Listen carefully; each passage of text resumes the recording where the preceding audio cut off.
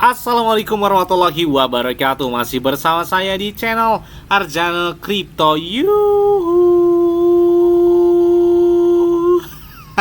Hai, woi, apa kabar kalian hari ini? Semoga kalian hari ini luar biasa karena market lagi bearish. Wow, mantap banget. Hari ini koreksinya lumayan dalam banget ya. Bahkan tadi pagi sempat sentuh di angka 62 ribuan dolar. Wow, drastis banget penurunan hari ini ya.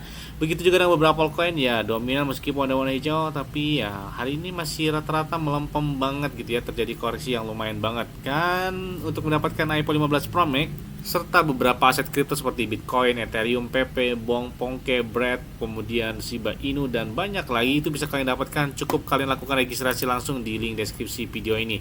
Dan perlu kalian ketahui bahwa Bitget itu untuk trade-nya itu 0%. Kemudian untuk deposit dan withdrawnya itu kalian bisa menggunakan peer to peer. Jadi bisa dikatakan tanpa biaya di sini ya. Bahkan di saat market lagi bear gini, ada yang naik sampai dengan 200%, 94% dan banyak sekali beberapa meme coin yang sepertinya terjadi pemompaan yang luar biasa di Bitget ini. Bahkan hampir rata-rata token baru itu pasti dia distingsi di Bitget ya. Setelah di DEX, kemudian mereka pasti target utamanya ada di Bitget ya.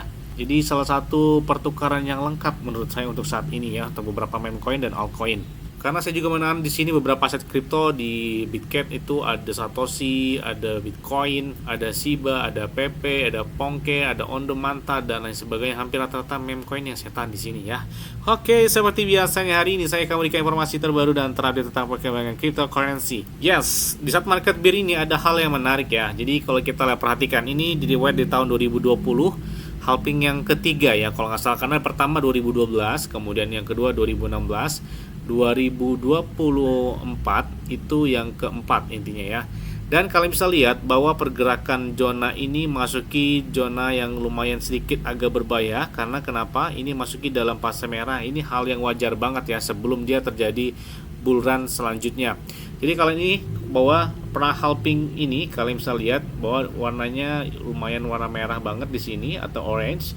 Jadi ini kalau kita lihat sejarah dalam tahun 2020 Bitcoin baru saja masuki zona dangers ya atau pasca halving, di mana volatilitas penurunan tambahan dapat terjadi dalam rentang waktu kurang lebih 3 minggu yang akan datang lah ya, atau ya lebih cepat daripada itu.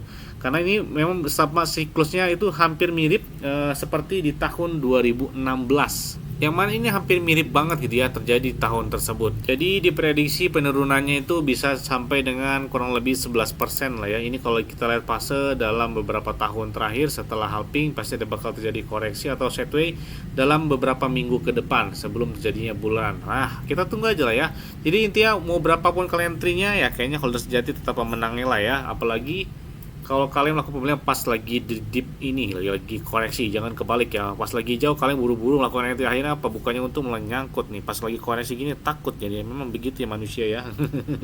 Oke, nah ini ada hal yang tidak menarik ya, hal tidak menarik.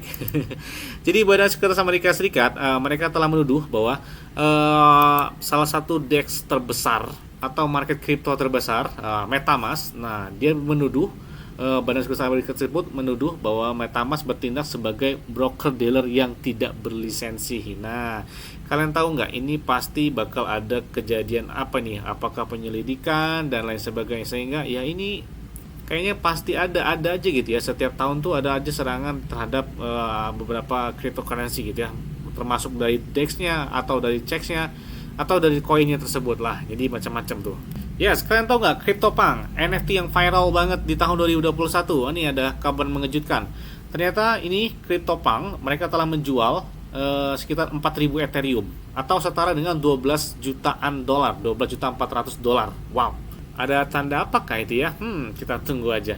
Nih, bayangkan ya, CEO MicroStrategy atau Michael Saylor saat ini mereka memiliki laba keuntungan yang belum direalisasi sebesar 6,2 miliar atas investasi Bitcoin mereka. Jadi ini adalah salah satu whale dari Bitcoin. Jadi mereka gencar banget nih melakukan pembelian dari Bitcoin dan mereka sudah mendapatkan keuntungan di saat market lagi bear gini aja, dia udah cuan banget. Karena rata-rata entry-nya itu di angka 20 sampai dengan 30 ribuan dolar Amerika Serikat untuk harga Bitcoinnya. Wih, Selain itu juga, jika digabungkan antara BlackRock dan Fidelity, bahwa mereka setelah Bitcoin ETF Spot disetujui pada tanggal 10 Januari 2024 lalu, dan sampai saat ini mereka menahan sekitar 428.108 Bitcoin, atau kurang lebih sampai dengan 27 miliar dolar. Wow, ngacir banget ini ya kalau kayak gini ya.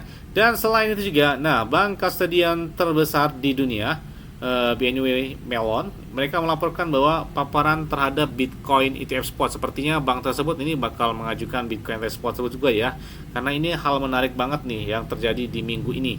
Oke, selanjutnya dari PP. Jadi PP kan baru saja listing di Coinbase Perpetual pada tanggal 23 April kemarin ya, 23 kalau nggak salah ya.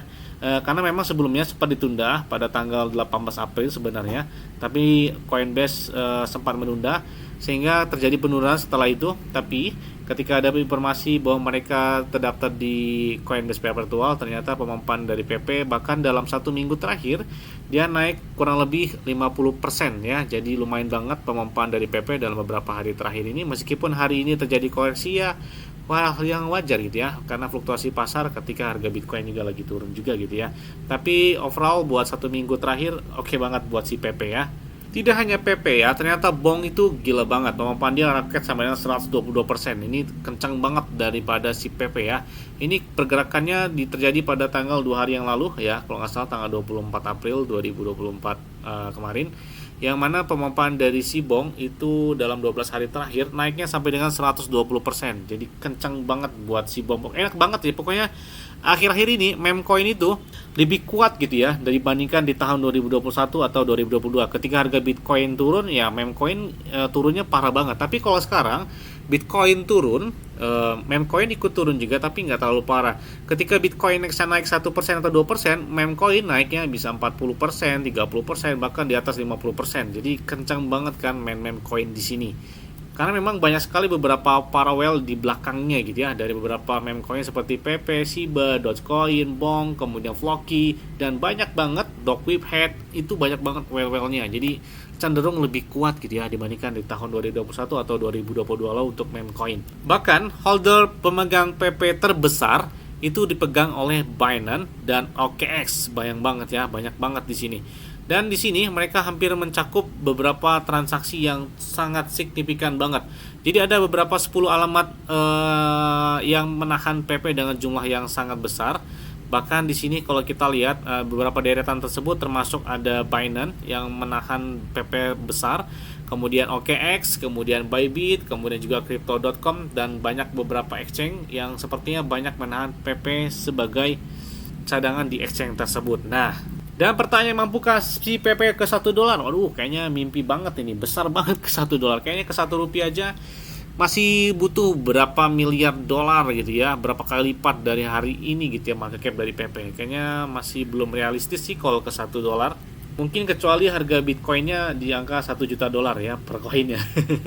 Tapi kalau kita lihat butuh waktu banget di sini. Jadi kalau mungkin target terdekatnya di angka 0,2, 0,4, 0,7 atau di Rp1 kayaknya masih mungkin banget terjadi buat PP ya. Jadi kita nantikan aja ketika PP juga sudah listing di Coinbase Perpetual, karena mereka sebentar lagi sepertinya bakal listing juga di spotnya. Kita tunggu aja. Apalagi Robinhood udah ancang-ancang nih siap menerima PP. Robinhood tuh banyak banget well-nya, terutama well dari Dogecoin, Shiba Inu itu ada di situ juga. Jadi kita lihat aja menarik perhatian dalam 1 bulan ke depan. Nah, ada beberapa alasan. Ini kalau kita ada 5 alasan kenapa kalian minimal itu ada PP gitu di wallet kalian ya. Khususnya baru-baru ini juga mereka sudah terdaftar di Coinbase. Coinbase itu adalah salah satu pertukaran terbesar di Amerika Serikat. Kemudian di sini juga akumulasi dari PP oleh Well dan Market Maker Bridgen itu udah masuk ke pasar PP.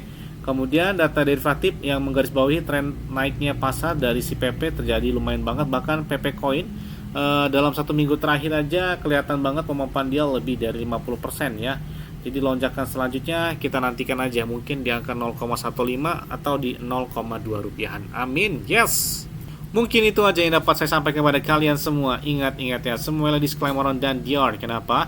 Karena di kalian sendiri selalu gunakan yang aman dan santai. Jadi apabila market dalam keadaan bearish, bullish, dan bagaimanapun kalian tetap tenang dan santai. Terima kasih.